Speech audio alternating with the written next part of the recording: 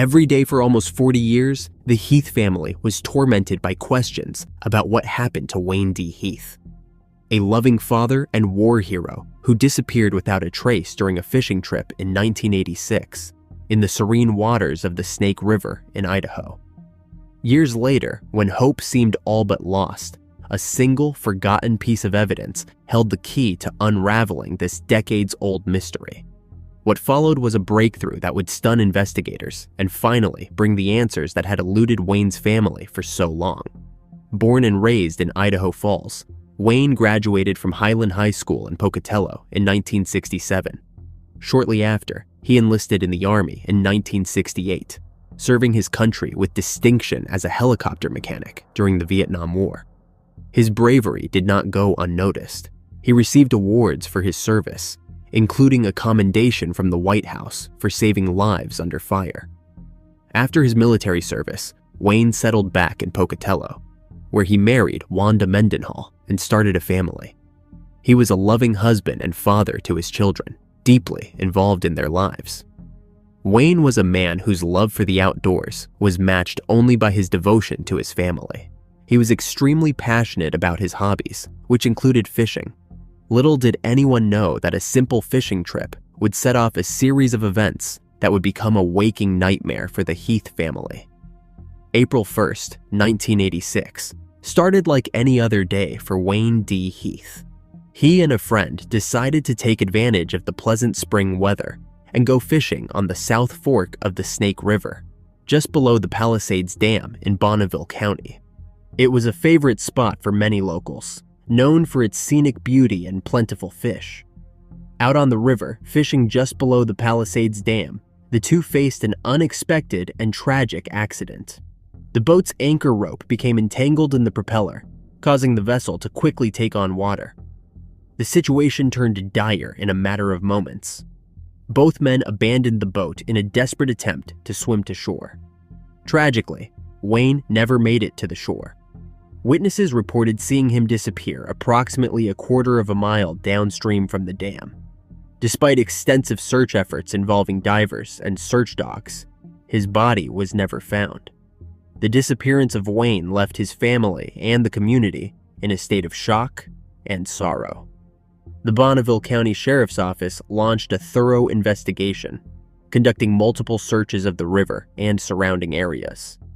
Days turned into weeks, weeks into months, and eventually months into years. Wayne was presumed to have drowned, but with no body or definitive explanation to what really happened. The case grew cold, but the memory of Wayne's disappearance never faded. For his daughter, Nicole Heath, the pain was especially acute. She was only 11 years old at the time, and the loss of her father left an indelible mark. As she grew older, Nicole dedicated herself to preserving his memory, compiling photos, articles, and family history in a black binder she carried with her everywhere. She visited the Snake River every year, hoping for closure, but finding only more questions. Then, in June 2009, a seemingly small but significant breakthrough occurred. A local resident, while fishing in the Snake River near Heiss in Jefferson County, discovered a human tibia bone on a sandbar. The bone was turned over to law enforcement, reigniting hope in the long-dormant case. It was sent to the University of Texas Health Sciences Department, where researchers worked diligently to extract DNA. By January 2013, they had rendered a DNA profile for the tibia and entered its genetic data into the Unidentified Human Remains Index of CODIS. But the journey to identify the remains was far from over. The bone remained unidentified for another 11 years, highlighting the often slow and meticulous nature of forensic science.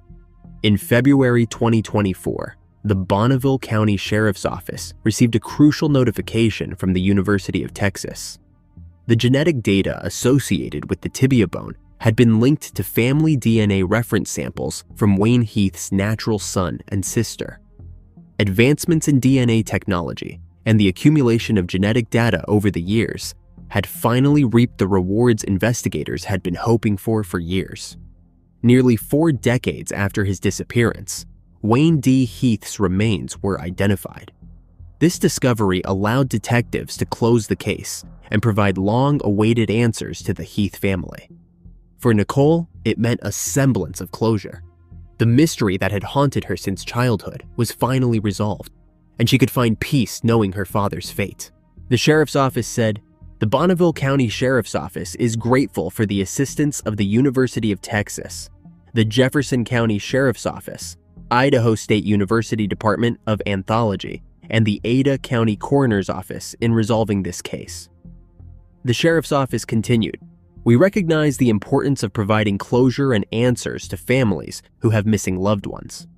This case is a great example of partners and resources who work hard to apply advancements in DNA and technology to these cases decades later. Our hope in this instance is relief for the Heath family and peace of mind." In the stillness of a February night in 1977, a mother's worst nightmare unfolded. What began as a routine evening for 14-year-old Maria Honzell, babysitting her neighbor's children, ended in a brutal and violent crime. Nearly 5 decades later, a breakthrough in DNA technology finally unraveled the mystery, bringing justice to Maria and closure to those who loved her. Maria Loraine Honzell was a vibrant 14-year-old girl living in Colorado Springs. Known for her kindness and responsibility, Maria often babysat for neighbors in the apartment complex on North Nevada Avenue. On the night of February 7, 1977, Maria was looking after her neighbor's 2 children, a task she had performed numerous times without incident. The neighbor checked in with Maria earlier in the night, and everything was seemingly normal. But when she returned home around 11:20 p.m., she walked into a scene of horror. Maria was found in the master bedroom, lifeless on the floor, with multiple stab wounds to her chest and neck. The children, aged 6 and 8, were found asleep in their beds, unharmed and unaware of the tragic events that had transpired. The gruesome discovery prompted an immediate call to the Colorado Springs Police Department. Officers arrived swiftly, initially responding to what was reported as Maria possibly taking her own life. That changed when officers arrived at the scene, which clearly indicated a violent case of foul play. The initial investigation revealed little in the way of solid leads. The young son of the neighbor provided a chilling account to the police, recounting how he had been awakened during the night. He walked out into the hallway and witnessed a male figure holding Maria's mouth and taking her into the master bedroom. The suspect, described as a white male around 17 years old, 6 feet tall, with acne, and wearing a fluffy blue coat, blue jeans, and black sneakers, vanished without leaving a clear trail. Despite the harrowing eyewitness account and the immediate efforts of law enforcement, the investigation soon hit an end. Evidence collected from the scene, including a bloodstain on Maria's jumpsuit, was carefully preserved, but without the advanced forensic technology available today, it led to no significant breakthroughs at the time. Years turned into decades, and Maria's tragic case grew cold. The community held on to hope, but as time passed, the prospect of justice seemed increasingly elusive. Maria's family continued to mourn, their pain compounded by the lack of answers. In 2019, more than 4 decades after the violent crime that would take Maria's life, a ray of hope emerged. Advancements in DNA technology had revolutionized the field of forensic science, allowing investigators to re-examine old evidence with new methods. The bloodstain on Maria's jumpsuit, long preserved in evidence storage, was submitted for analysis to Parabon Nanolabs. Using cutting-edge techniques, they developed a detailed suspect profile from the DNA sample. The profile was then compared against entries in public genealogy databases. This method, which had recently gained prominence for solving other cold cases, finally provided a match: William Charles Kernan Jr. Kernan, a student at a local college at the time of the slaying, had been an acquaintance of the woman Maria was babysitting for. He had been to the apartment complex on multiple occasions, making his presence there on the night of the crime plausible. Kernan had passed away of natural causes in 2010, and his body had been cremated, leaving no direct DNA samples to confirm the match. Despite this, the genetic genealogy results, combined with the contextual evidence, gave investigators confidence that they had identified Maria's perpetrator. On May 8, 2024, the Colorado Springs Police Department made a public announcement. They declared the case of Maria Honzell's tragic demise solved, identifying William Charles Kernan Jr. as the perpetrator. Although Kernan could not be brought to justice due to his demise, the resolution of the case brought a measure of closure to Maria's family and friends. The statement from CSPD read, "The family and friends of Maria Honzell have waited over 47 years to get justice for Maria.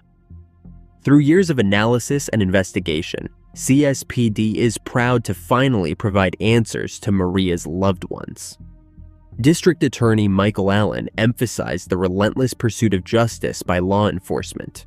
"We do not stop searching for justice for victims. If there is someone out there that has committed a crime and has not been caught yet, we are looking for you. We are going to use every technology that develops over time to find you and bring you to justice."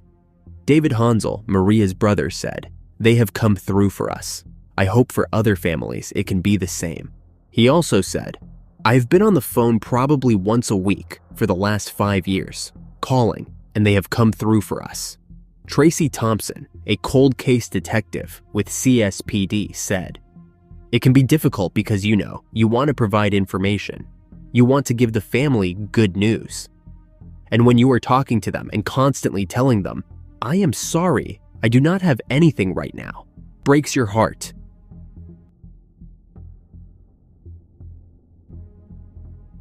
In a small town west of Niagara Falls, a mystery that had eluded detectives for a quarter of a century was finally unraveled. The brutal slaying of 26-year-old Nadine Gurczenski, discovered in a roadside ditch in 1999, had long been a haunting cold case. But with the advent of cutting-edge genetic genealogy, investigators were able to connect the dots and reveal the identity of the elusive perpetrator. As the pieces of the puzzle fell into place, the haunting truth about who was responsible for Nadine's tragic fate came to light, bringing both revelation and closure to a grief-stricken family. Nadine Gurczenski was a 26-year-old woman from Toronto, Canada.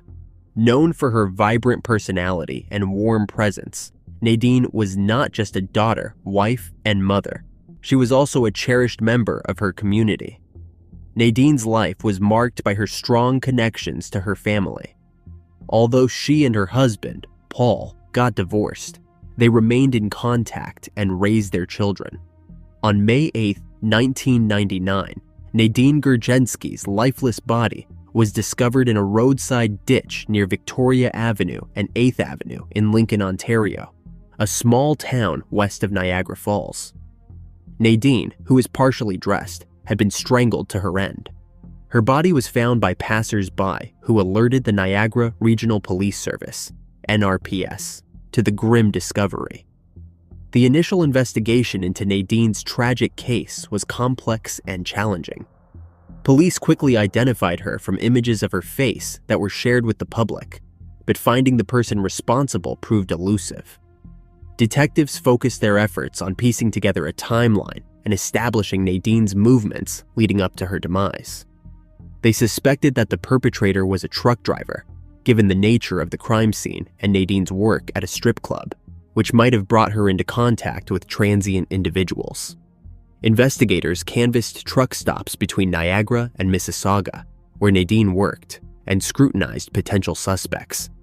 They also collected and analyzed DNA from the crime scene, uploading it to national and international databases, including Interpol. Despite their efforts, no matches were found in the existing databases. In 2006, police investigated Michael Durant, a suspect linked to other violent crimes in the area, but he was eventually ruled out as a suspect in Nadine's case. Michael's connection to the case was dismissed, as there was no evidence linking him to Nadine's violent slaying. As the years went by, the case went cold, with no new leads or breakthroughs. It was not until 2021 that significant progress was made. The NRPS, in collaboration with the Toronto Police Service's Cold Case Unit, the Centre of Forensic Sciences, the Chief Coroner's Office, and Ontario's Ministry of the Attorney General began using advanced genetic genealogy techniques. DNA from the crime scene was sent to a specialized laboratory in the US, which used genetic genealogy similar to consumer DNA testing services like Ancestry DNA or 23andMe. The lab created extensive family trees based on the DNA profile, narrowing down potential suspects. In 2023, the investigation zeroed in on Joseph Archie Raymond Brousseau, a truck driver who had worked in the Niagara region. Although Brousseau had passed away in 2017, investigators obtained a DNA sample from his remains and compared it with the DNA from the crime scene. The match confirmed that Brousseau was responsible for Nadine's demise. Further investigation revealed that Brousseau had traveled extensively and had connections to the Niagara region, aligning with the initial suspicions about the nature of the crime. He was 34 at the time of the slaying. Detective Staff Sergeant Andrew Neville revealed, "Being a truck driver, we were able to determine that his trucking routes brought him in and through the Niagara region. He was a trucker throughout Canada and the United States, and we were able to determine that he utilized some of our roadways in Niagara, which could lead to his familiarity with the area." The resolution of Nadine Gurczenski's horrific case after 25 years brings a measure of closure to a long-suffering family and showcases the importance of the remarkable advances in forensic science on cold cases. While Brousseau's demise makes any legal accountability impossible, the breakthrough highlights the dedication of law enforcement and forensic experts who tirelessly worked to solve the case. Nadine's family expressed their gratitude to Niagara Police in a statement and fondness for new technologies that progressed the closure of the case. "We want to recognize that Nadine was an incredibly important part of our family. She meant more than a news headline. She was a beautiful young woman inside and out, mother, wife, and now grandmother who had her whole life ripped away from her and everyone who loved her. She is very loved and missed every day by her whole family, and we will always make sure her memory lives on forever."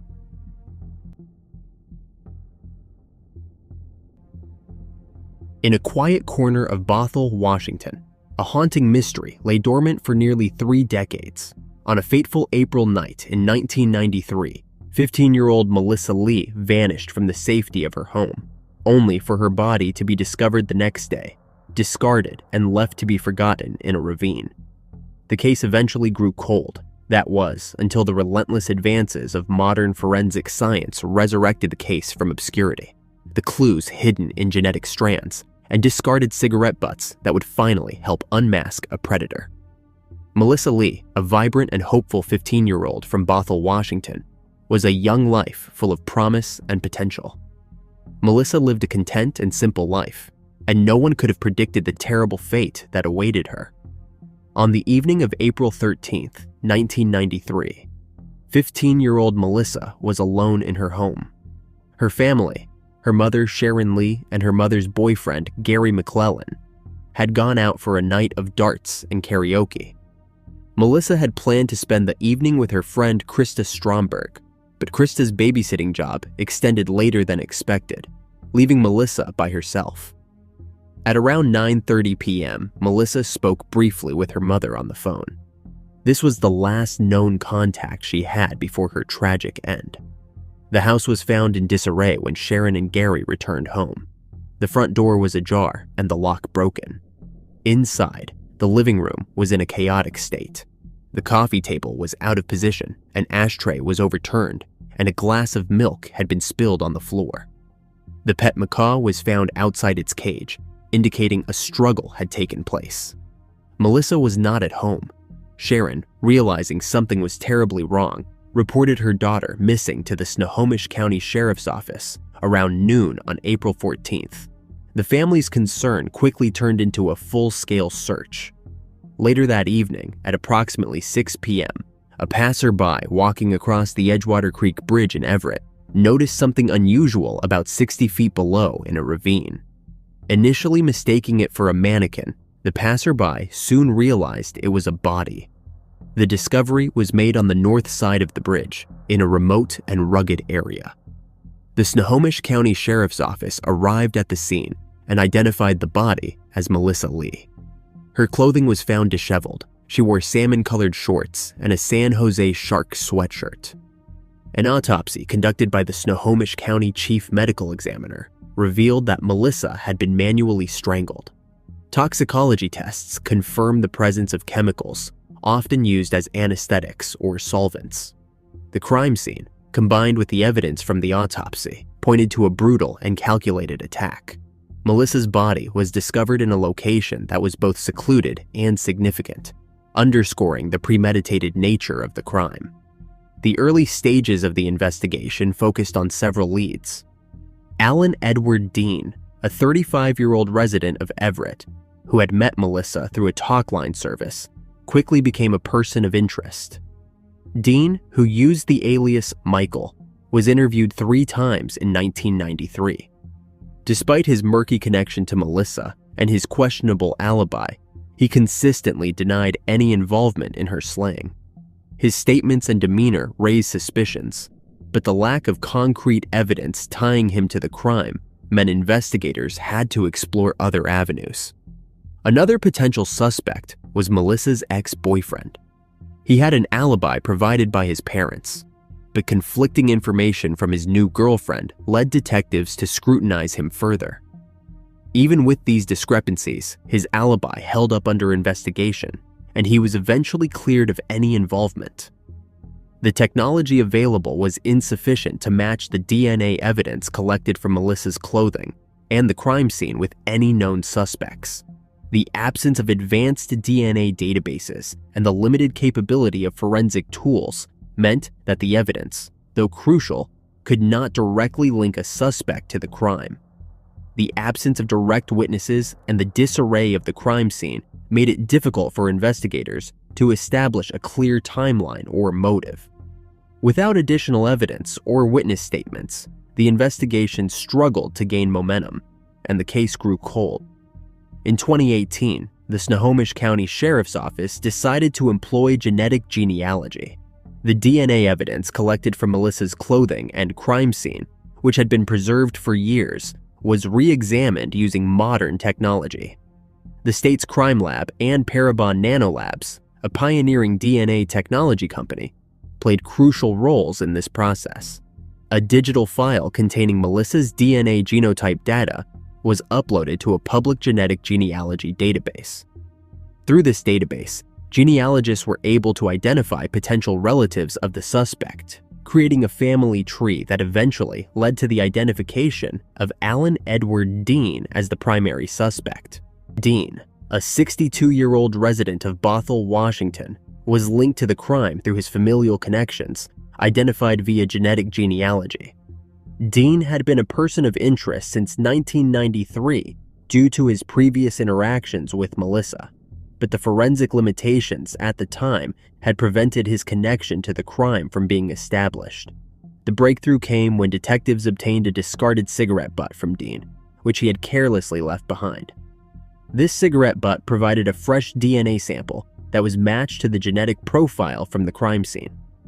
The confirmation of this match solidified Dean's status as the primary suspect in Melissa Lee's slaying.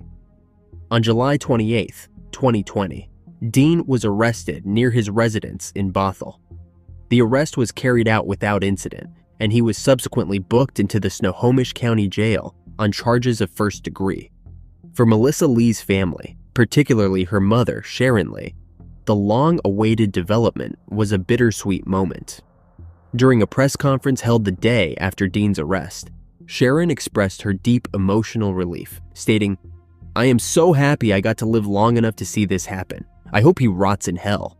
The trial, in March 2024, would ultimately determine the full extent of Dean's culpability and the appropriate legal consequences for his actions. On March 28, 2024, he was found guilty by the jury, and on April 24th, he was sentenced to 26 years in prison. At trial, Dean appeared emotionless and did not testify, but at the sentencing, he leaned forward in his wheelchair and exploded in rage. He claimed that he was innocent that he was framed and that the state took the life of his daughter. He said, "I am innocent, not guilty." No one ever came forward after 30 years. "I did not go near that girl. They planted that DNA. I have been framed. I do not care what you people say." He did not explain further what he meant about his daughter. The trial was delayed multiple times after Dean's arrest in 2020 due to findings about his mental health. Melissa's sister, Kelly Littlejohn, said in court after the sentencing, "My sister has been gone longer than she lived. I only have years of memories with Melissa, but unfortunately, we are reduced to only saying, 'I wonder what she would be like today.'"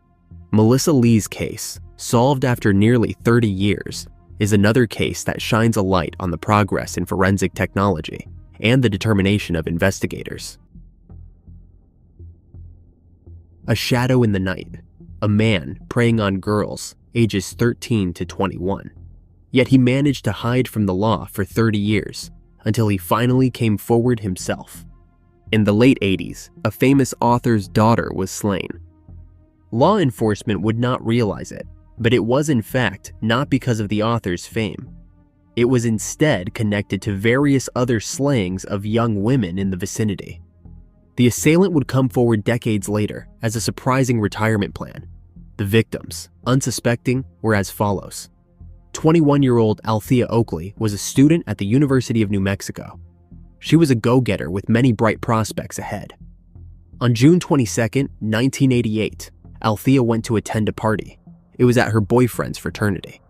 Everything was going great. She had a few drinks, but was not drunk or intoxicated. She got into an argument with her boyfriend. Words were exchanged. Not one to take needless attitude. She went out the door and decided to walk back home. Althea and her brother shared a house, so she walked south along Buena Vista Drive. That was the last time her friends saw her alive. According to reports, a woman heard screaming outside her house at 1320 Buena Vista Drive. It was the middle of the night, so she did not go outside, terrified of what might be out there. That woman, who chooses to remain anonymous, would testify years later. It was Althea, screaming and fighting for her life. She was found fatally stabbed several times. An autopsy would reveal she had been severely intimately assaulted as well. 2 years later, her family established a scholarship in her memory to honor Althea. It was called the Oakley Scholarship. The first recipient of that scholarship would go on to become the chief of police in Albuquerque. That man tried everything in his power to get that case to progress, but it was all to no avail. This man is Chief Harold Medina. He knew Althea personally and vowed to do something to bring her parents and brothers some peace. 13-year-old Stella Gonzales was a student who attended Washington Middle School in Albuquerque and was known for her bubbly personality and love of jokes. On September 9, 1988, Stella was walking back home after a party, accompanied by a friend, somewhere near Tingley Beach. It is just that age where your parents trust you with a few decisions in life. Tragically, Stella's mother, Gina Cirillo, could never have known how much that would cost her. Gina was not in favor of sleepovers, but she allowed her daughter to stay the night at her aunt's house. She would be safe there. She did not know the girls would attend a party or walk home alone. She had no way of knowing this. Gina would later learn that the teenager had convinced her aunt to let her go out with a friend, and the two went to a party on the west side. Around 1:15 a.m., they were walking home when tragedy struck. Stella was not even alone. She was walking with her friend when an unknown suspect shot her in the head, cruelly. There was no reason for her to lose her life. The family had no enemies. She was a child. There were no signs of assault either. Even though she was rushed to the hospital, she lost her battle with the gunshot wounds almost 2 days later. Kaitlyn Arquette was born to author Lois Duncan on September 18, 1970. Lois penned the famous novel, I Know What You Did Last Summer. On June 14, 1989, 18-year-old Kaitlyn graduated from Highland High School in Albuquerque, New Mexico. As a popular and outgoing honors student, Kaitlyn had recently been accepted to the University of New Mexico with aspirations of attending medical school. Shortly after high school graduation, she moved in with her boyfriend Dung Nguyen, using money from an insurance settlement. Kaitlyn's mother was aware of the arrangement, although not fully informed about the boyfriend's age. He was actually 8 years older than Kaitlyn, but her family had been led to believe he was only 4 years older. Despite this, the family liked him as he appeared to be a nice guy and was often around the house. Unfortunately, they did not know this, but Kaitlyn and Dung were involved in an insurance scam. They got the money, but he was afraid they would get caught. 6 weeks later, on July 16th, Kaitlyn confided in her mother about the serious problems she had been having with her boyfriend since they moved in together. She asked her mother to lie to him about her whereabouts, emphasizing the urgency of her situation. Kaitlyn explained that she had a big fight with Dung, was breaking up with him, and planned to go to a friend's house for dinner. She intended to either spend the night there or return to her parents' house, but she was not going back to the apartment. She wanted Dung to move out so this friend could move in as a roommate. She would feel safer. That night, Kaitlyn visited her friend, Sharon Smith, from 9:30 p.m. to 10:45 p.m., then headed east along Lomas Road towards her mother's house. On her way home, somewhere in the city's Old Town, a car pulled up alongside her, and someone inside shot her. She was shot twice in the head, which caused her car to drift between lanes and crash into a light pole. Officers arrived around 11 p.m. and made note of a gray Volkswagen Beetle at the scene. Off-duty Detective Ronald Merriman was the first officer at the scene, where he saw 2 cars parked on the sidewalk. He also saw a man named Paul Apodaca standing next to Kaitlyn's car. Merriman initially called in a report of an accident with no injuries before returning to the scene. Upon his return, he found Kaitlyn unconscious and covered in blood, thrown across the front seats of her car. Officer Marianne Wallace arrived at the scene within a minute of being dispatched and observed only Kaitlyn's car, with Merriman and Paul Apodaca standing behind it. Merriman informed Wallace that Kaitlyn had been injured in a traffic accident and that he had called for an ambulance. However, Wallace noticed a bullet-shattered driver's side window and realized it was a crime scene, not a car accident. She then called for backup. Merriman and Wallace claimed that they opened the passenger door of Kaitlyn's car and found her bleeding heavily from her head. However, the medics from Albuquerque Ambulance, who transported Kaitlyn to the hospital, stated in affidavits that they responded to a routine call and found no police officers, police cars, or bystanders at the scene when they arrived. They reported that Kaitlyn was still alive, moaning and bleeding from her head, but no one was there providing her with first aid. A little before midnight, Lois Duncan received a distressing phone call from the hospital emergency room. The hospital informed her that Kaitlyn had been injured, but would not provide details over the phone. Lois and her husband, Don, rushed to the hospital, where they learned that Kaitlyn had been shot twice in the head and was in a coma. A famous author's daughter in the hospital is bound to get attention. Detective Steve Gallegos showed up at Kaitlyn's apartment to question her boyfriend Dung. So as not to affect the boy's answers, he did not disclose Kaitlyn's shooting or accident. Dung showed them a note that read, "Han, I will be back home by 10. He claimed she had written the note, which the detective kept as evidence. The boy was informed about the accident and became distraught. After the police left, Dung went to the hospital to be by her bedside. Within a day, Kaitlyn succumbed to her injuries and passed away. Her tragedy made national news. Her mother was a famous writer, and years later, she would even write a book about her ordeal.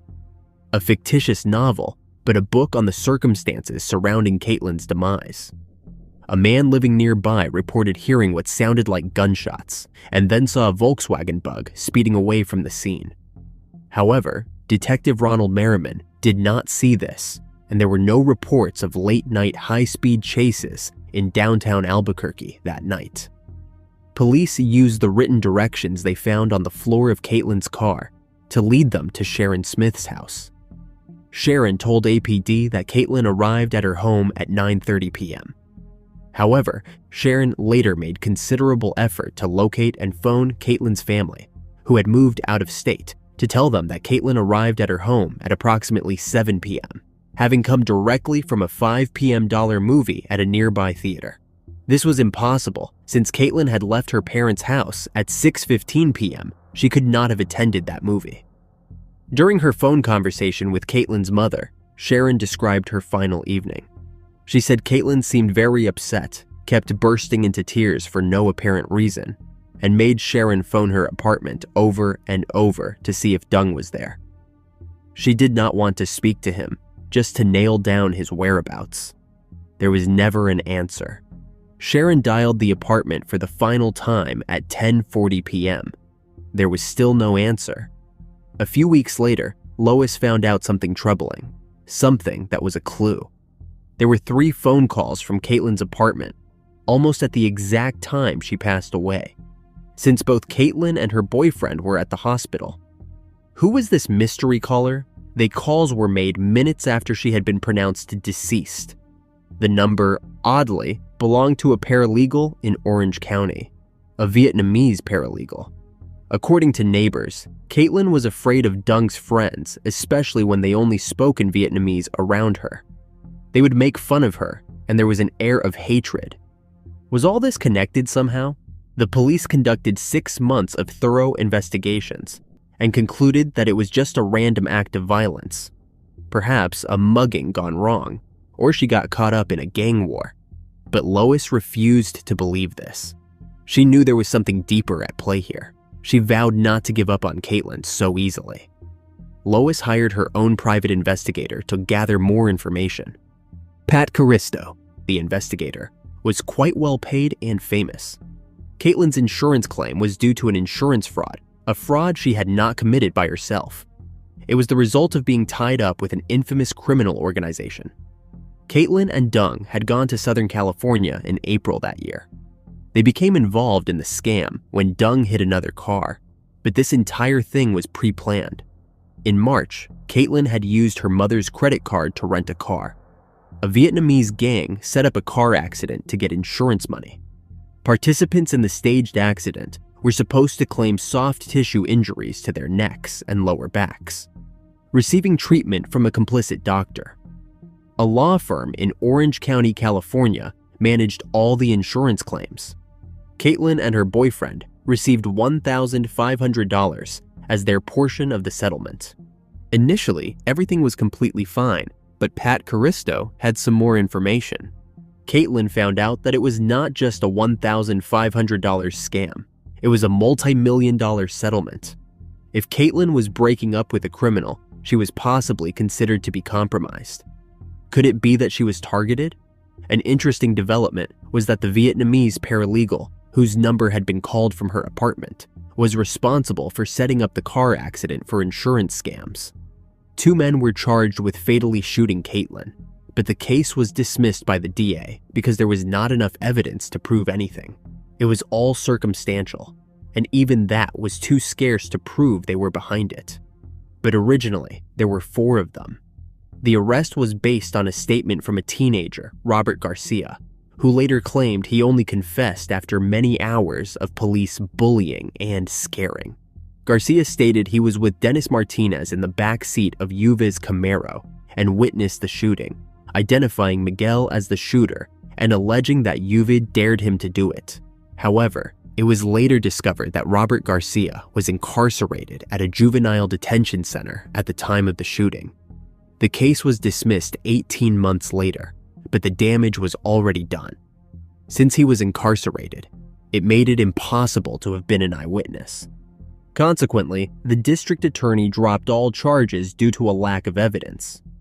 Juvenal Escobedo was 21 when he and 3 other young men from his Martinez Town neighborhood were arrested and charged with the slaying of Kaitlyn Arquette. Shortly after the charges were announced, his life changed forever. Escobedo had aspirations of opening a mechanic shop or becoming a police officer before his wrongful arrest. The fallout from the case and the accompanying publicity dramatically altered the course of his life.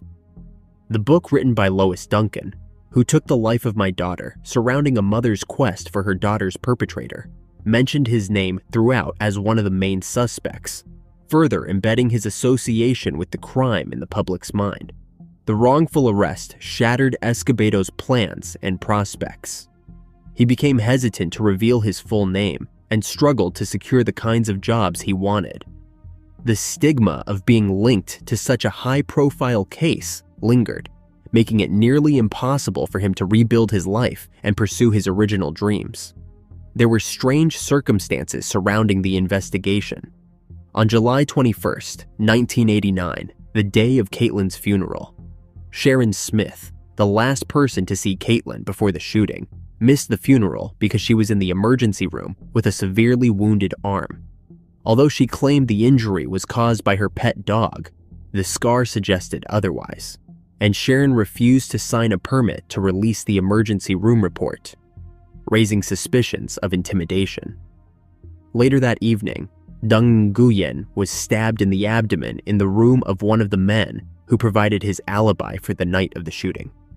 While this was labeled an alleged taking your own life attempt, the circumstances strongly indicated otherwise, suggesting he may have been intimidated as well. 2 weeks after Kaitlyn's slaying, Ray Padilla, Dung's close friend and illegal substance supplier, allegedly attempted to take his own life by slashing his wrist. On the same day, Padilla's friends, Elena Chavez and Kathy Sanchez, who were with him at the time, also had their arms and wrists slashed in what were also deemed alleged attempts on taking their own lives. Why would completely normal, healthy people all want to end their lives at the same time on the same day? It did not make sense. Rather big coincidence. On February 11th, 1990, 3 weeks after his arrest with Miguel Garcia and Yuvie Escobedo, Dennis Marty Martinez was found with a slashed wrist, another alleged taking your own life attempt, but he survived. On February 4th, 1992, shortly after being released from prison when charges were dropped, Miguel Garcia was shot in the abdomen in an incident labeled as an alleged taking your own life attempt. He survived despite the bullet nearly paralyzing him. On September 24th, 2003, Robert Garcia, initially claimed by APD to be an eyewitness to Miguel Garcia shooting Kaitlyn, was found passed away due to an illegal substance overdose with his body dragged into an alley. But Pat Caristo, the investigator, had her doubts. She pursued a lead. A man named Paul Apodaca had been in the vicinity. The 21-year-old would go to prison for assault charges much later, and Caristo ended up visiting him in 1995. Paul was incarcerated for assault against his 14-year-old sister, which is deeply disturbing. The man was very cooperative according to the investigator. He immediately admitted that he was at the scene of the crime, but he did hesitate a little when Caristo asked him if someone was with him the night of July 16, 1989. He got defensive, snapping, "What do you mean somebody was with me? Who said somebody was with me? Nobody was with me." He was also quite curious, asking, "How did you find me?" Pat Caristo found it interesting, but she was not able to prove anything with just a defensive attitude.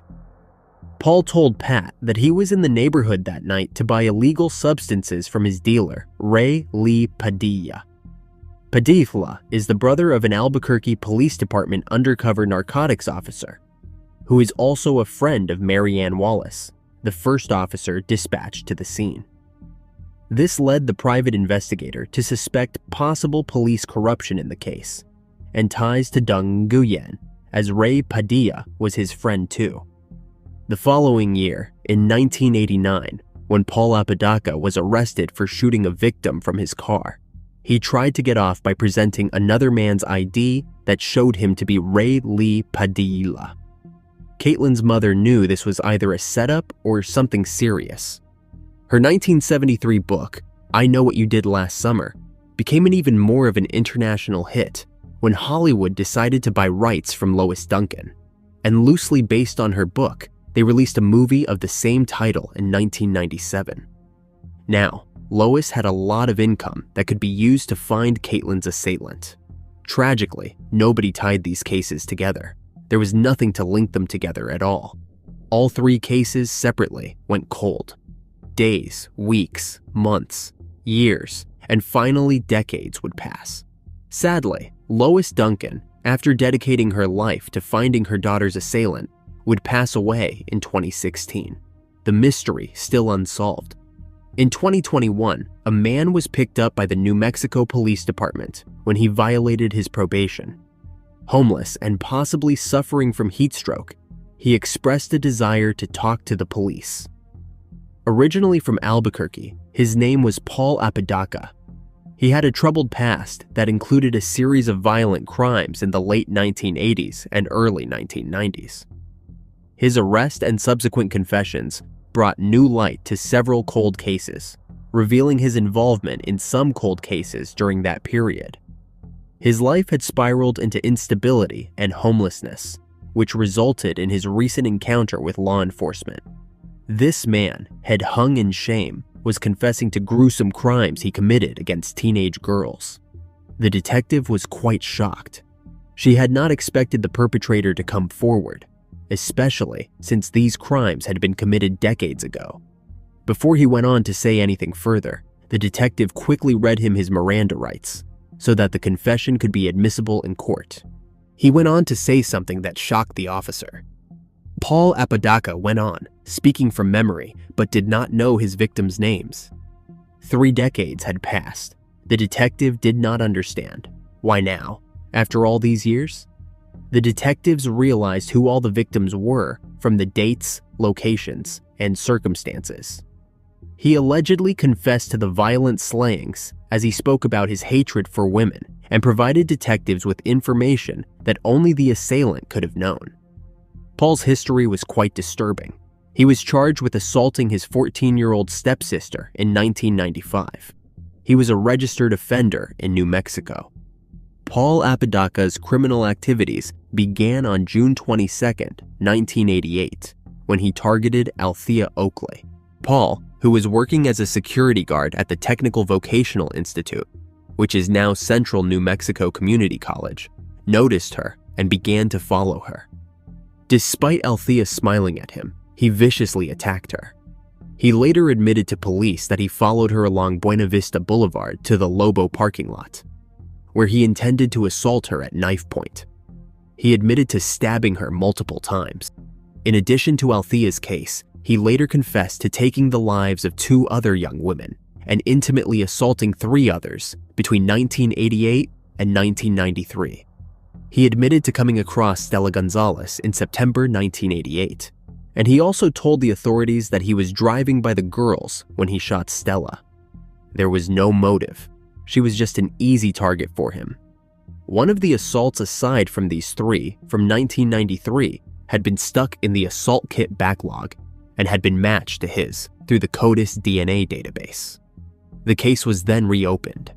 According to Lois Duncan's other daughter, Kaitlyn's sister, Carrie Arquette, she could feel her mother's presence in the days leading up to the arrest. She felt like her mother was looking down and would finally have peace. Paul's actions had made her all about Kaitlyn. She could never overcome losing a child at that age. Paul confessed to taking the life of these women, explaining that his actions stemmed from deep-seated hatred and jealousy toward women, influenced by witnessing men mistreat women during his upbringing. He believed women preferred bad guys and resented being rejected despite trying to be nice. Juvenal Escobedo, now 55, has been anxiously awaiting updates on the case, regularly checking TV stations for answers. When Paul Apodaca was arrested in 2021, it resurfaced all his painful memories. For the past 2 years, he was battling sleepless nights, worrying that he might somehow be dragged back into the situation. The past 2 years have also brought significant changes to Juvenal's life. He welcomed his first grandchild and rekindled his passion for painting, a hobby he had enjoyed in high school but had set aside for decades. Upon learning that Paul pleaded guilty, Juvenal found himself still trying to process the entire situation. He felt relieved that Kaitlyn Arquette and her mother could now find peace. However, he also yearned for reparation and clarity about how he became involved in the case, and he expressed a desire for a share of any book earnings related to the story. Many believed that Paul Apodica was homeless, broke, and unemployed, so he confessed to the crimes as a way to have free food and shelter. Others believed there was something more sinister at play. While his lawyer insisted that he was innocent of the slayings and only gave the confession because he was intoxicated and not mentally well, Paul had pled guilty to 5 charges of ending someone's life. On January 25, 2024, Paul Apodica, at 56 years old, was sentenced to 62 years with 45 years in prison. But there are rumors that this is a cover-up. Is Paul Apodica truly behind these heinous crimes? Because Kaitlyn Arquette's tragedy is far more complicated than the way Paul described it. True, he knew details only the assailant knew, but was he hired as a hitman for the Vietnamese gang Kaitlyn was involved with? The circumstances surrounding Kaitlyn's tragedy are certainly suspicious. So many unanswered questions. In the neighborhood of Chevy Chase, Maryland, a brutal slaying stunned residents and baffled police for over 2 decades. On a morning in May 2001, Leslie Preer, a 50-year-old mother and advertising executive, was found savagely beaten in her home. The crime scene awash with blood and unanswered questions. The case went cold, with no leads or suspects until now. Decades later, through groundbreaking use of genetic genealogy, a shocking arrest was finally made. Those that knew and loved Leslie Preer would be stunned to learn that the perpetrator responsible for her horrific end was hiding in plain sight all along. Leslie Jennings Preer was known as a warm and dedicated mother, wife, and professional. Her life seemed picturesque. She had a loving husband, Sandy Preer, and a devoted daughter, Loraine. Leslie worked for Specialties Incorporated, an advertising production company in Northwest DC. Leslie and Sandy had built a life together that was filled with shared joys, from summer vacations to simple family dinners around the kitchen island. But the Preer family would allow someone into their lives that, unbeknownst to them, would shatter their world forever. On May 2, 2001, 50-year-old Leslie Preer's routine day took a tragic turn. She did not show up for work, prompting concern from both her co-workers and her husband. Montgomery County Police Department were dispatched to the Preer family home on Drummond Avenue. Officers arrived at the house to find a disturbing scene: blood in the foyer and no sign of Leslie. As they entered deeper into the home, they made the horrifying discovery of Leslie Preer's lifeless body in the main bedroom's shower.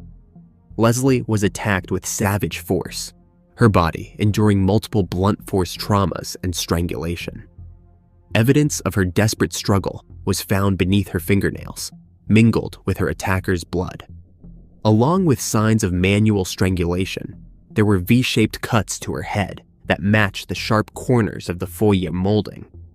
This indicated where her head had been repeatedly battered. Investigators believed that the perpetrator carried her from the foyer, attempting to wash away the blood and minimize the mess.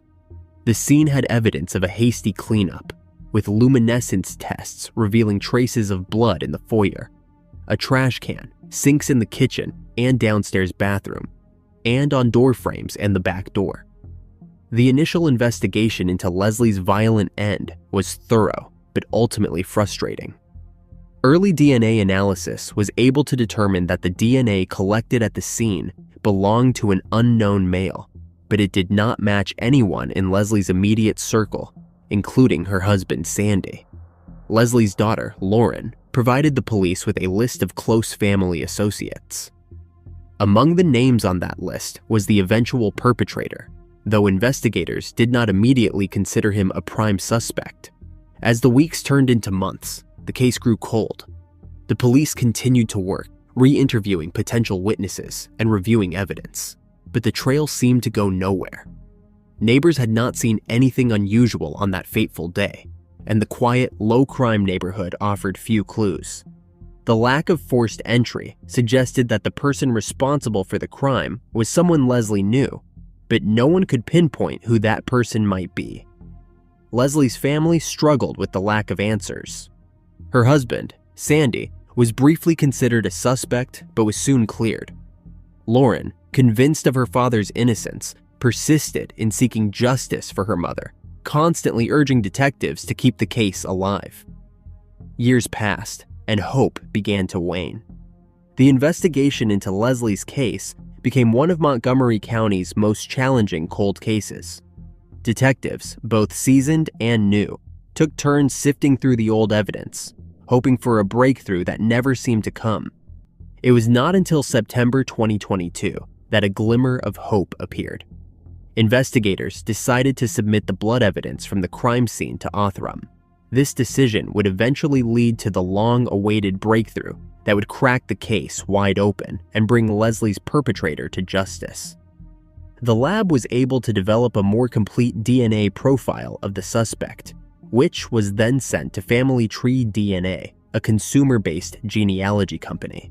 The results pointed to the Gligor surname, leading detectives to reconnect this lead with an old tip about a man connected to the Prier family, Eugene Gligor.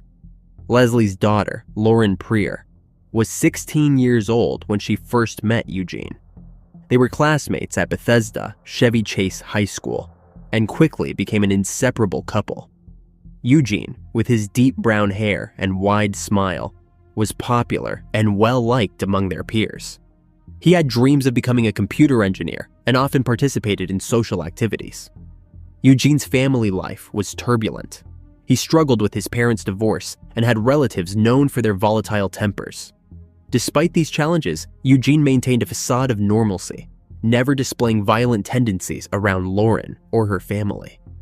Their families lived close by, which meant Eugene was frequently at the Prier home.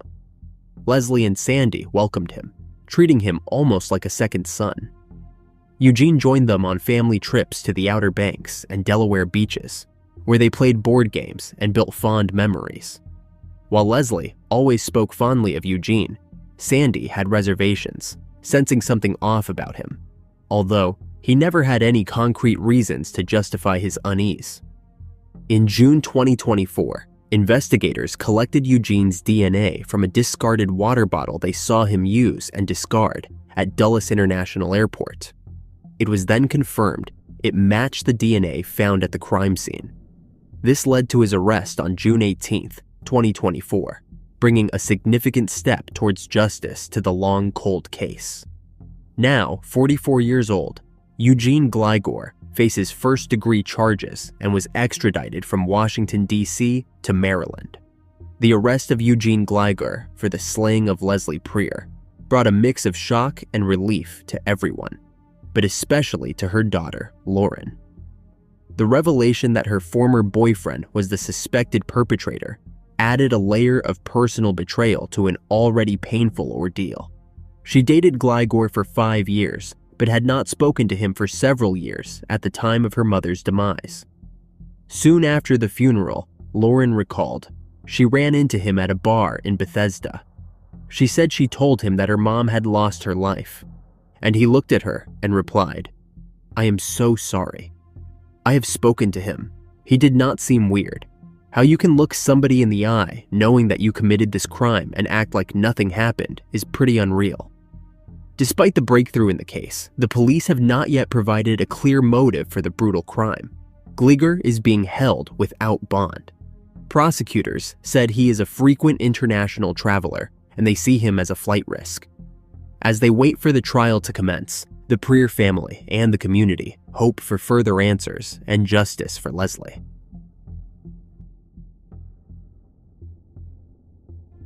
After 2 decades of searching for answers, a significant breakthrough has emerged in the case of Elena Teresa Adele Lasswell.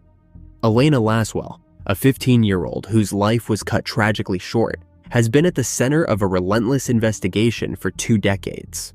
Her brutal end on July 10, 2004, left a void that her family and community have been grappling with ever since. On the 20th anniversary of her passing, an arrest has finally breathed new life into a case that had grown cold.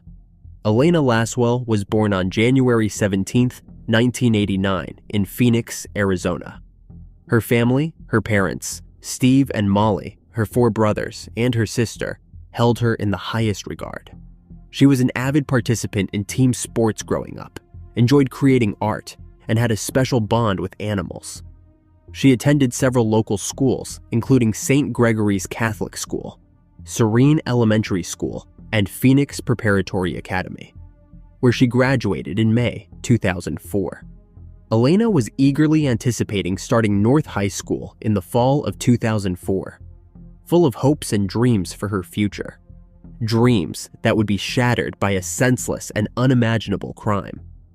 On July 10, 2004, at around 8 p.m. that evening, police responded to a distressing 911 call from a home on North 21st Drive in Phoenix, Arizona. After arrival, officers were directed to a room where they found 15-year-old Elena Lasswell severely injured and barely alive. Even with immediate emergency efforts, Elena was pronounced deceased at the scene. The case was subsequently handed over to the Slangs detectives. Despite their diligent work and numerous investigations, they were unable to identify any suspects, and the case eventually grew cold. For years, Elena's family and the Phoenix Police Department faced the painful and unresolved frustration of an unsolved crime, with little hope for closure. Years later, a pivotal breakthrough surfaced. In 2012, advancements in DNA technology allowed detectives to re-examine evidence from the crime scene. Using sophisticated DNA collection and analysis techniques, investigators identified a profile that matched Sergio Francisco Reyes. By March 2013, the DNA evidence conclusively identified Reyes as a primary suspect. Sergio Reyes was 17 years old at the time of the crime in 2004, and his connection to the tragedy was not immediately known to investigators. Reyes was indicted by Maricopa County Grand Jury in 2014. But because he was residing in Mexico at the time, extradition procedures were required to bring him back to the United States. This process involved cooperation with U.S. Marshals and Mexican authorities. On July 10, 2024, the 20th anniversary of Elena's passing, Reyes was arrested and extradited to Phoenix. He faces multiple charges, including first-degree assault, kidnapping, and burglary. His bond was set at $1.5 million. The Phoenix Police Department has not disclosed whether Reyes had any prior connection to Elena. Elena's family, including her parents and siblings, have expressed a mixture of relief and continued sorrow. Her aunt, Katie Turville, said, "Knowing that someone is being held responsible feels awesome. It has been a long haul, and thank God for Phoenix PD. They have been absolutely amazing. I just really felt that they were on the right trail and that they would get it. I just did not know when." Elena's mother had passed away in the years since her daughter's slaying, but Katie said the mother's wish was not revenge. She wonders what Elena's life could have been. Wondering, you know what? Would she be married? What would she be doing now? All the typical things that, that you will not get to see. She calls Reyes a monster. It is hard to see a monster in real life because they do not look like what we grew up thinking a monster was. Elena's father, Steve Lasswell, said, "After 20 years, to be truthful, I really was not expecting any further progress on the case. Having him arrested would prevent him from doing any other things like that. That was the primary hope." He also said, "We all continue to miss Elena, and we think about what she might have been today. I would really sincerely like to thank the Phoenix Police Department and everyone who was involved in this for hanging in there for this long and having success. The family's grief is tempered by a sense of closure as they await the legal proceedings that will unfold."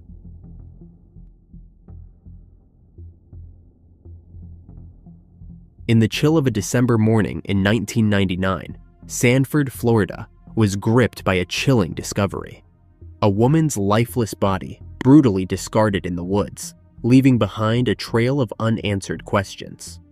Sherry Holtz, just 50 years old, was found with signs of unspeakable violence. For nearly a quarter of a century, the person responsible remained elusive. That was until forensic science advances led investigators to someone close to home. Sherry was in a long-term relationship with Gary Durrance, a man who, despite being described as her longtime boyfriend, was also known for a history of domestic disputes.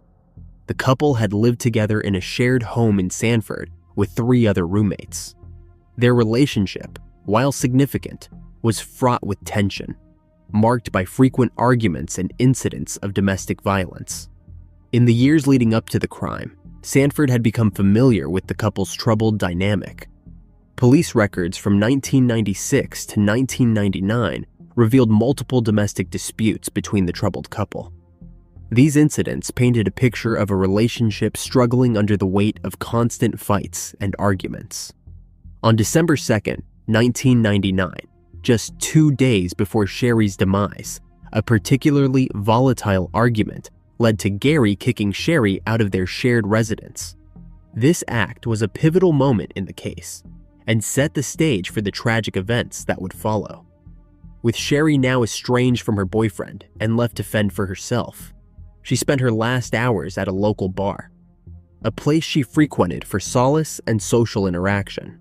Sherry was last seen leaving the bar on the evening of December 3rd, 1999. Her departure from the bar would be the last sighting of her before she was found lifeless in the woods of Sanford on December 4th. Sherry was found lying on a concrete slab about 20 feet into the woods, her body showing clear signs of a violent and brutal assault. The nature of her injuries, blunt force trauma to the head, strangulation, assault, and a slashed throat, were horrific signs of a crime of extreme violence. Her body was positioned in a manner that suggested a deliberate attempt to hide her, and a bloody lock blade knife was found near her body. Although the knife was suspected to be a crucial piece of evidence, the technology available at the time was insufficient to analyze the DNA samples effectively. The blood on the knife, combined with the other DNA evidence collected, proved difficult to test due to the limitations of forensic technology in 2000. This would prove to be a significant hurdle in solving the case. Investigators also focused on Sherry's recent activities and relationships. This information brought Gary into the spotlight as a person of interest. Witnesses from the local bar where Sherry was last seen provided valuable information. They confirmed that she had left the bar on December 3rd, but their accounts could not place her at the scene of the crime. This left investigators with few leads and no clear suspects beyond Durrance, who denied any involvement in the crime. The investigation also included attempts to trace Sherry's final movements and to identify potential witnesses who might have seen or heard something relevant to the case. Despite these efforts, the lack of concrete evidence and the passage of time made the case go cold. In May 2023, the Sanford Police Department reopened the cold case, driven by the advances in forensic science. Modern DNA analysis methods, capable of handling smaller and more degraded samples, were employed to re-examine the preserved evidence. This reanalysis proved pivotal. The DNA from the knife's blade was confirmed to be Sherry's blood, while the handle of the knife contained DNA that matched Gary Durrance, Sherry's longtime boyfriend. This was a crucial breakthrough, as Gary had been a person of interest due to his tumultuous relationship with Sherry and their reported domestic disputes. The new DNA evidence was further supported by re-interviews with witnesses and statements made by Gary, which indicated he had knowledge of the crime scene before it was officially discovered. These statements, made before the crime's details were publicly known, reinforced the case against him. This technological breakthrough not only identified him, but also enabled authorities to obtain an arrest warrant on July 17, 2024. He was subsequently taken into custody the following day and charged with second-degree slaying. The resolution of Sherry Holtz's case, after nearly 25 years, highlights the profound impact that advancements in forensic technology can have on cold cases. The identification and arrest of Gary Durrance is a testament to the relentless pursuit of justice by law enforcement and the evolving capabilities of forensic science. The DNA breakthrough, which linked Gary Durrance to the crime scene, demonstrates how even the most challenging cases can be reopened and solved with modern tools and techniques. For Sherry's family and the Sanford community, this arrest offers a long-awaited sense of closure and justice for a brutal and senseless crime. Durance is being held at Seminole County's John E. Polk Correctional Facility and has a court appearance scheduled for September 10, 2024.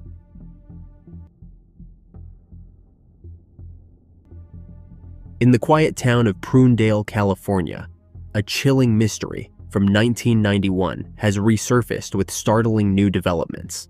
For over 3 decades, the brutal double-slaying of beloved restaurant owner George Smith and his frail mother-in-law, Eva Thompson, remained unsolved. Until now. Following a groundbreaking advance in DNA testing, an arrest of a former employee has reignited this haunting case, leaving many still wondering, why? George Smith and his wife, Anna, were well-known figures in their community. In 1991, they owned and operated Smith's Restaurant, a popular family diner situated on El Camino Real. The restaurant was a cherished local establishment, known for its warm atmosphere and delicious meals, drawing customers from near and far. George Smith, at 67 years old, was the face of this thriving business, which had become a cornerstone of Prunedale's social life. His wife, Anna, was deeply involved in both the restaurant and their personal life, managing the day-to-day operations and maintaining their home. Their lives were intertwined with the community they served so well. Eva Thompson, Anna's 79-year-old mother, lived with them, relying on a hospital-style bed due to her inability to walk. Despite her condition, Eva was a beloved member of the household, and her presence was a comforting constant in the Smiths' lives. On November 11, 1991, a crisp autumn day turned into a nightmare for the Smith family and the small town of Prunedale. Anna Smith, having spent the day running errands, returned home in the early evening to a scene of unimaginable horror. The Smiths' residence, which also housed their popular restaurant, was now a crime scene. George Smith was discovered in his office, where he had been violently attacked. The desk, once a place for bookkeeping, now housed evidence of a savage assault. George had been seated, his life cut short in a gruesome act of brutality as he was stabbed from behind. In a separate part of the house, Eva Thompson, Anna's 79-year-old mother, was found in her hospital-style bed. Unable to walk and bedridden, Eva had been defenseless against her assailant. The violence inflicted upon her was equally merciless, and she too had been fatally stabbed. The crime scene seemed to have the hallmarks of a ruthless burglary gone awry. The screen of the house's door had been slashed, indicating forced entry. The brutality of the stabbings was evident, with both victims showing signs of defensive injuries, suggesting they had fought valiantly against their attacker. The initial investigation was chaotic but methodical. Crime scene investigators worked meticulously to collect evidence from the home and restaurant. They combed through the premises, searching for anything that could shed light on the identity of the perpetrator. The slashed screen door, the brutalized bodies, and the disarray within the house were carefully examined. Forensic teams gathered physical evidence, including potential DNA samples, fingerprints, and any trace of the weapon used. Early on, attention turned to potential suspects.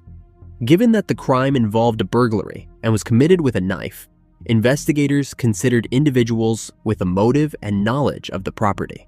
The sheriff's office faced the difficult task of piecing together a case with limited leads.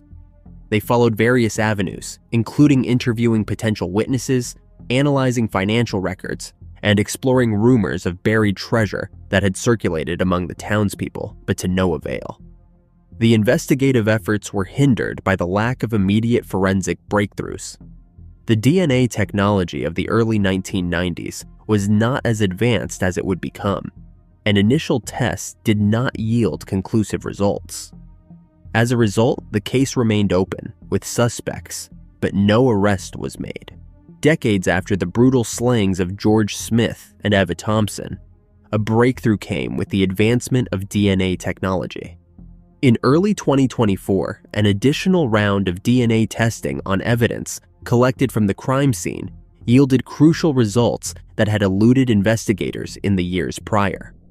The reevaluation of forensic evidence, made possible by improvements in DNA analysis techniques, provided the concrete evidence needed to charge Ira Ulysses Bastian with the crime.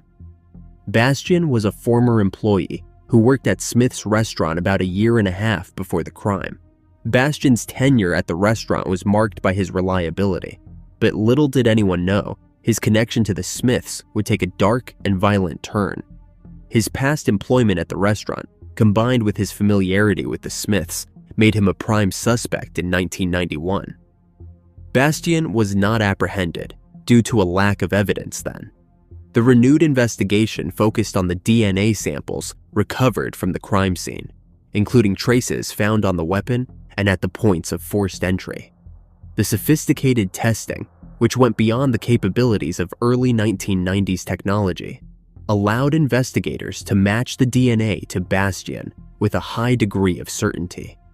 This advancement not only linked Bastian to the crime, but also helped confirm his involvement in the brutal acts committed against the Smiths. As the evidence mounted, so did the investigation into Bastian's potential motive. Among the theories was the speculation that the slayings were driven by a desire to find hidden treasure. Rumors had circulated in the Prunedale community that George Smith and his wife had buried valuable items, such as gold coins or rare currency, on their property.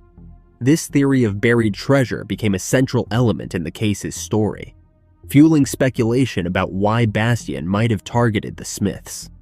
Bastian's prior employment at Smith's restaurant gave him a unique insight into the layout of the property and the habits of its owners. Investigators explored whether this familiarity could have facilitated the crime and contributed to the motive. If Bastian was indeed aware of any rumors about hidden valuables, it would have provided him with a potential incentive to commit the crime. 85-year-old Ira Ulysses Bastian was arrested on July 15, 2024, and taken into custody without incident.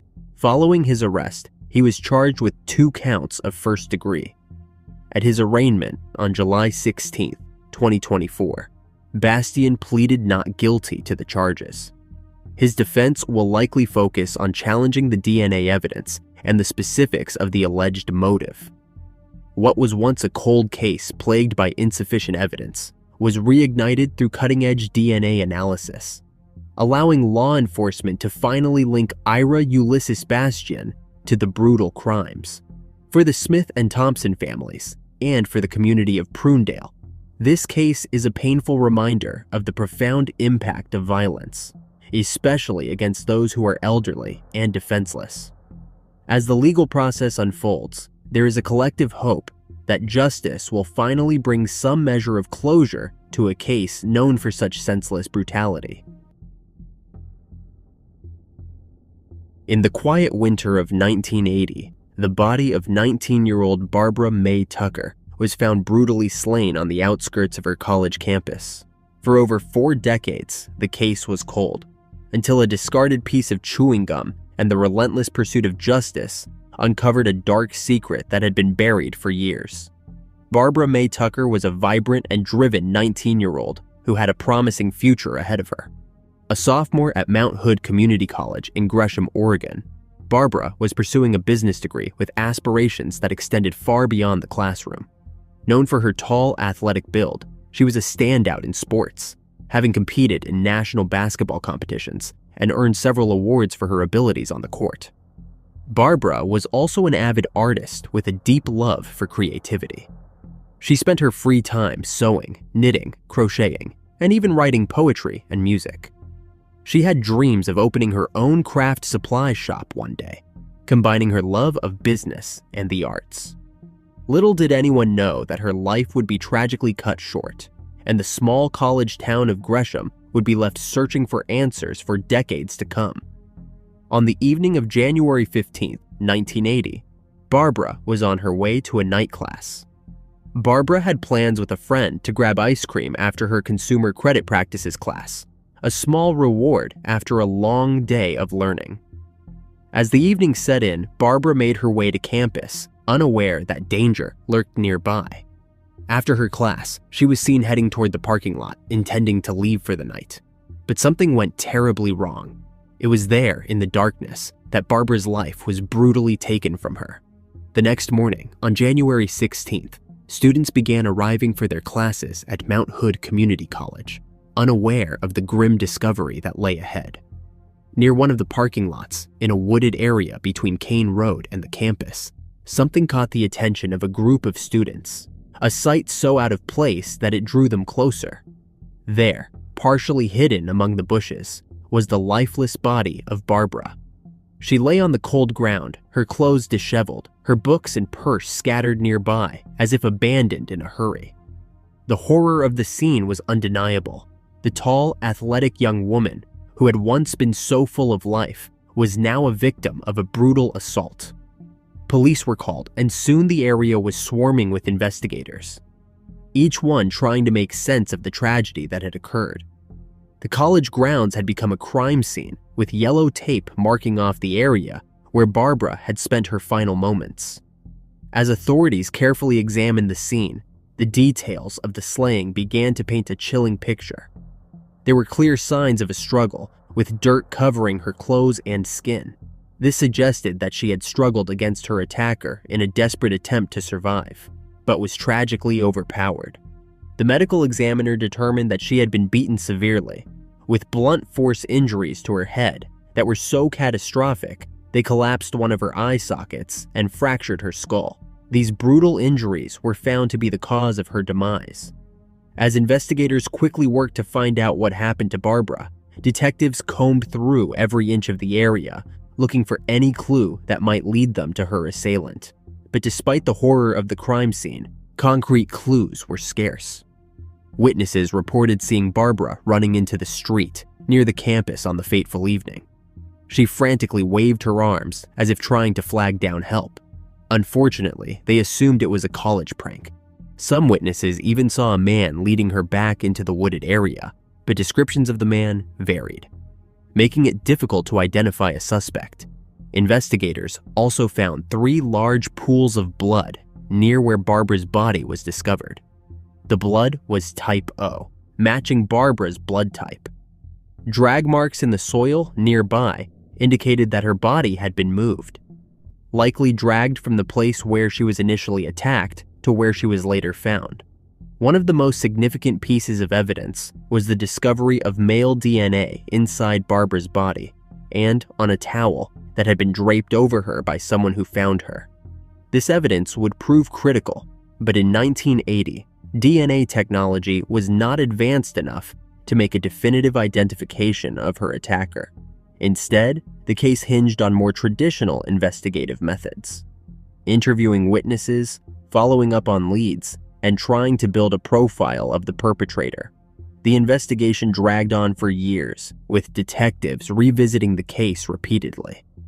The lack of clear evidence or a strong suspect kept the case cold for decades, despite the best efforts of law enforcement.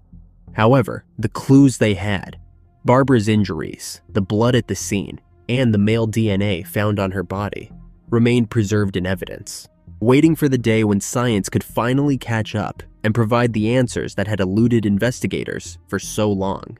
In 2000, the Oregon State Police Crime Lab analyzed the DNA swabs taken during Barbara's autopsy. They created a profile that, while incomplete, marked the first step toward identifying the unknown perpetrator. But it would take another 2 decades and the emergence of genetic genealogy to unlock the true potential of this evidence. In 2021, a genealogist from Parabon Nanolabs, known for pioneering work in using DNA to solve cold cases, took on Barbara's case. By uploading the DNA profile to a public genealogy database called GEDmatch, the genealogist was able to trace familial connections, slowly narrowing down the pool of possible suspects. This painstaking process led to the identification of Robert Arthur Plimpton as a likely contributor to the DNA found at the crime scene. At the time of Barbara's case, Plimpton was a 16-year-old living less than 1.5 miles from where her body was discovered. The connection was chilling. A young man from the same community who had lived in proximity to his victim but had gone unnoticed as a suspect for decades. With Plimpton identified as a person of interest, Gresham police began to surveil him. They watched his movements closely, waiting for the opportunity to collect a fresh DNA sample that could confirm the match. That opportunity came when detectives observed Plimpton throw out a piece of chewing gum. The gum would become the critical piece of evidence that finally tied him to the crime. When the DNA from the chewing gum was compared to the profile developed from the 2000 DNA swabs, it was a match. The same DNA that had been left at the scene of Barbara's brutal slaying all those years ago was now traced to Plimpton, conclusively linking him to her violent end. This breakthrough was monumental, not just for the detectives who had worked tirelessly on the case, but for Barbara's family, who had waited 41 long years for answers. In June 2021, 60-year-old Plimpton was arrested.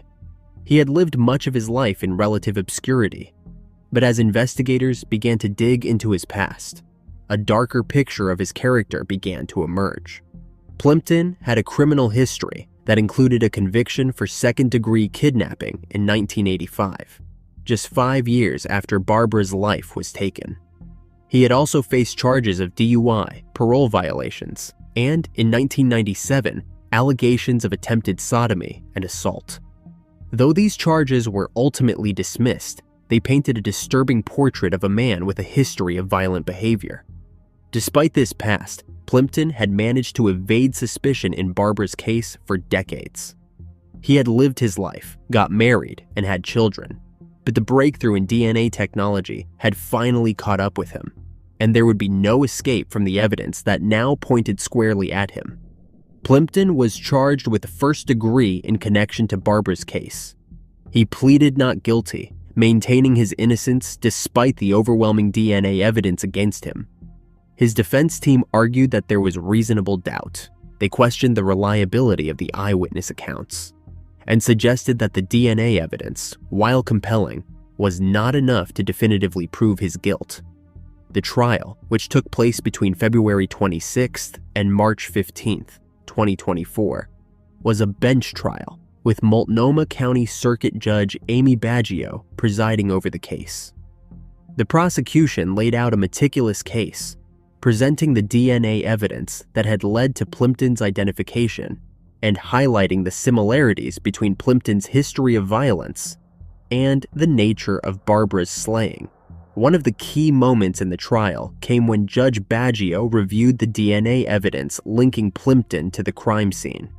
She noted that the match between the DNA found on Barbara's body and the DNA from Plimpton's discarded chewing gum was incontrovertible. Even with the defense's efforts to cast doubt on the case, the scientific evidence was too strong to ignore. In her ruling, Judge Baggio expressed no doubt about Plimpton's guilt. She stated that Plimpton had assaulted and beaten Barbara Tucker to her violent end. Unfortunately, despite the evidence of assault, Plimpton was not convicted of that part of the crime. The prosecution was unable to prove beyond a reasonable doubt that the assault had occurred while Barbara was still alive. Even so, the conviction brought a measure of closure to Barbara's family, who had waited so long for justice. Her sister, Susan Potter, spoke of the deep pain that had lingered for years and the relief that came with Plimpton's conviction. She said, "Just not giving up. We always had hope. At one point, we thought he had lost his life.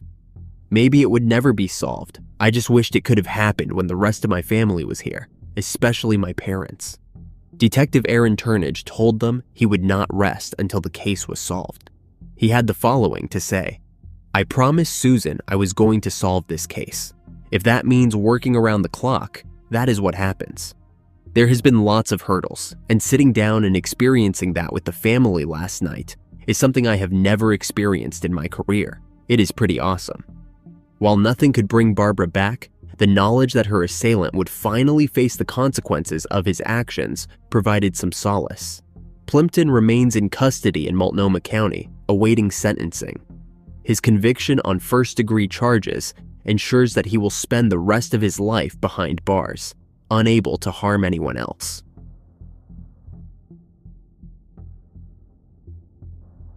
In 1996, a young woman's life took a horrifying turn when her car broke down on a quiet Midland County road. what seemed like a stroke of luck, a stranger offering help, quickly morphed into a nightmare as she was abducted and assaulted in an isolated field. For decades, the crime went unsolved, the attacker vanishing without a trace. But nearly 30 years later, advancements in DNA technology broke the case wide open. In the days leading up to the crime, 18-year-old Nicki Tripple was like any other young person navigating her daily life. Living in the quiet rural expanse of Midland County, Michigan, she was preparing for another evening at home after a long day. The weather was typical for January, cold and potentially hazardous for travel. On the night of January 7th, 1996, she set out to drive home, likely expecting the ride to be uneventful. But as she traveled along the isolated roads, her vehicle experienced a mechanical failure that left her stranded and alone in a sparsely populated area. At that moment, the man who would become her assailant drove by. He was a stranger, seemingly arriving as a good Samaritan, offering his assistance. He presented himself as a concerned individual ready to help, which, in her vulnerable state, seemed like a stroke of luck. She accepted his offer, trusting his appearance of goodwill. With the car pushed off the road and the immediate danger of being stuck behind her, she was given the option of a ride home. The man's offer appeared to be a straightforward act of kindness, one that the woman gratefully accepted. Little did she know, this act of apparent generosity would soon turn into a horrifying nightmare. Instead of taking her home, he drove her to an isolated field in a remote part of the county. There, he brutally assaulted her, a horrifying betrayal of the trust she had placed in him.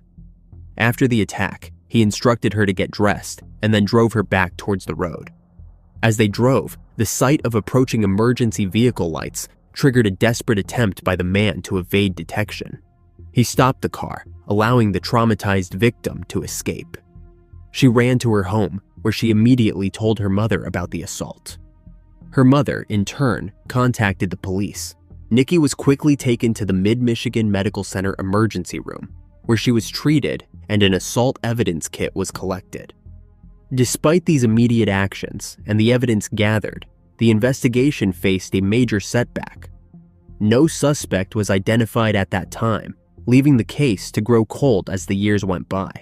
The assault evidence kit collected was meticulously preserved, but without a suspect to match it to, the trail hit an end. Throughout the late 1990s and early 2000s, law enforcement continued to work on the case sporadically, but the lack of progress and the passage of time made the prospect of solving it appear increasingly more difficult.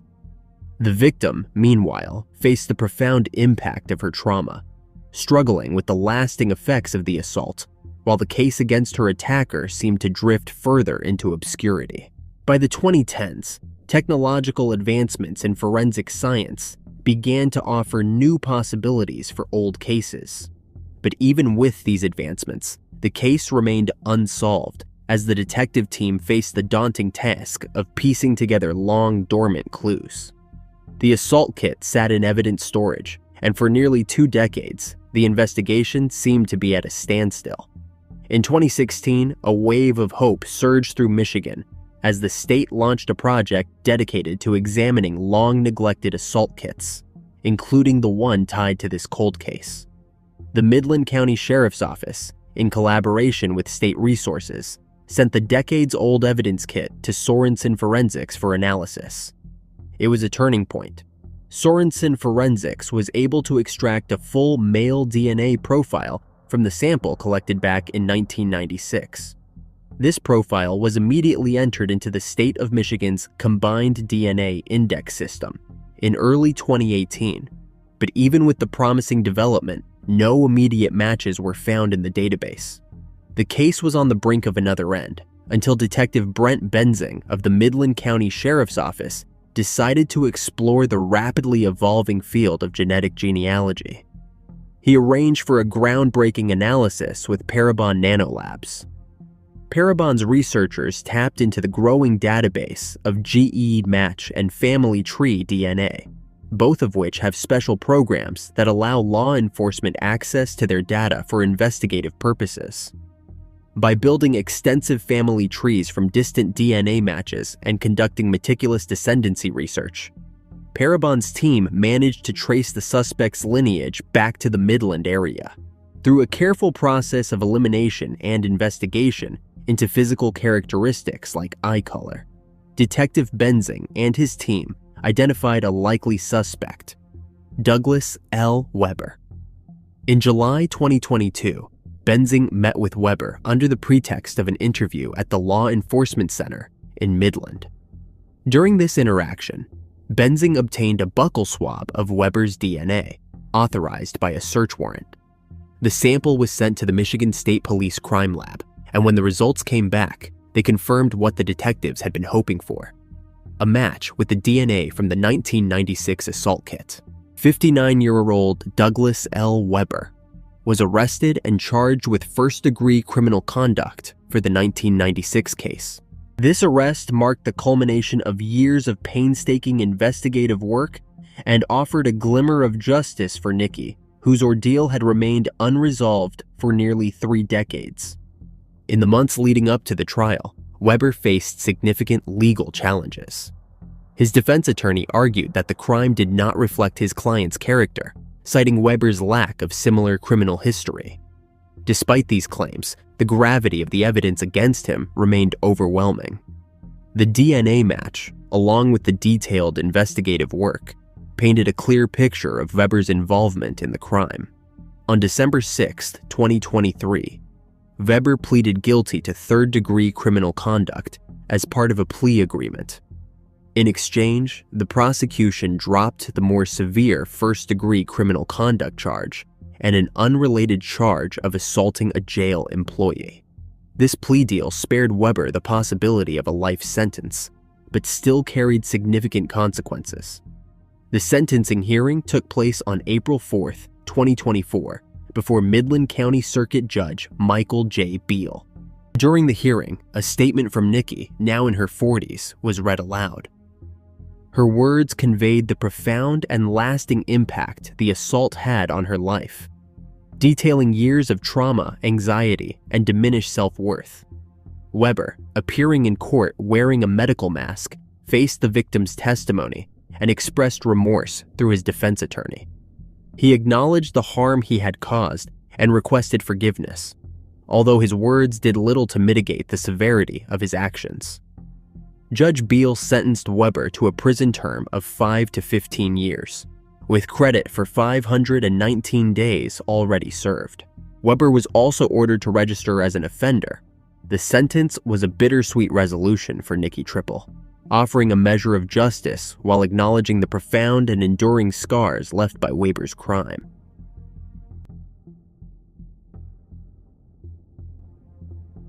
In the quiet corridors of a Westminster hotel, a brutal crime was about to shatter the calm. On February 5, 2018, Treeanna Nichols, a 22-year-old woman, was found lifeless in her hotel room, a victim of a vicious stabbing.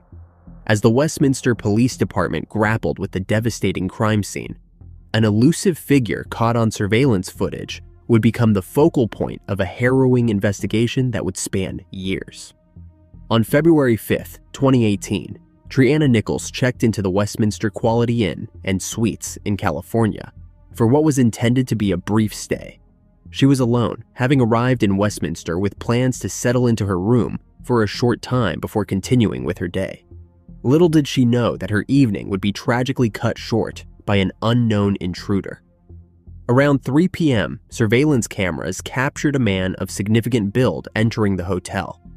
He was wearing a gray hooded sweatshirt and dark clothing, holding a silver vaping device. This same man, seen walking with purpose, made his way up the stairs to the second floor, where Treeanna's room was located. The footage showed him pausing briefly, vaping as he climbed the steps. Shortly after, he left the building, his presence at the hotel no longer detectable by security cameras. Later that evening, around 10:56 p.m., a hotel clerk contacted Westminster Police, as her family was unable to reach Treeanna and was concerned for her safety. Responding officers arrived at her room and made a grim discovery. Treeanna had been stabbed multiple times. her life violently ended in what appeared to be a savage and personal attack. There was no sign of forced entry, suggesting that the assailant might have known Treeanna or exploited an opportunity to enter her room. The brutal nature of the crime and the suspect's sudden appearance and disappearance left investigators with few immediate leads. However, the released surveillance footage and the DNA evidence collected from the scene became pivotal in piecing together the sequence of events leading up to Treeanna's tragic demise. As the investigation continued, police focused on identifying the man captured in the footage, hoping that this elusive figure could unlock the mystery of Treeanna Nichols' untimely and violent demise. The investigation into Treeanna's violent end quickly faced significant hurdles. Despite the clarity of the images in the footage, identifying this individual proved difficult. The footage showed him briefly on the second floor, near Treeanna's room, but did not reveal any specific details about his identity or motive. The initial leads from the footage generated a few tips, but none were substantial enough to crack the case. With Treeanna's family and community eagerly awaiting answers, the Westminster Police Department intensified their efforts. They reviewed the surveillance footage repeatedly, scrutinizing every detail, from the suspect's movements to his attire and vaping device. DNA collected from the crime scene was submitted to the Combined DNA Index System, CODIS, but it yielded no matches, leaving detectives with a significant void in their investigation. This setback was particularly disheartening, as the evidence at hand, though crucial, was not enough to lead them directly to the suspect. Realizing the need for advanced forensic techniques, the Westminster Police Department turned to Parabon Nanolabs, a company specializing in genetic genealogy. Parabon's team, led by Chief Genetic Genealogist C.C. Moore, was tasked with analyzing the DNA sample. Their approach involved creating a detailed genealogical profile using an extensive database of genetic markers, which included public records and social media information. But even with the advanced technology, initial results from Parabon were inconclusive, offering only general insights into the suspect's ethnicity and regional ancestry. The breakthrough only came over a year later when a match was finally made. A crucial DNA connection identified the suspect as Arian Vito Smith, a 26-year-old from Westminster.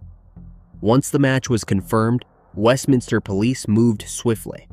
They obtained search warrants and conducted surveillance on Smith to confirm his involvement.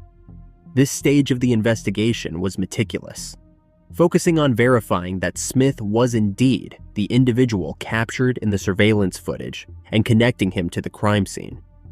In May 2020, armed with a solid case and the results from Parabon's DNA analysis, the police arrested Smith. The arrest was a culmination of years of dedicated work by the Westminster Police Department and Parabon Nanolabs. Smith was charged with Treeanna's slaying and held on a $1 million bail. The investigation continued as authorities pieced together the details surrounding the crime and Smith's connection to Treeanna. On March 8, 2024, Smith pleaded guilty and is awaiting a sentencing date.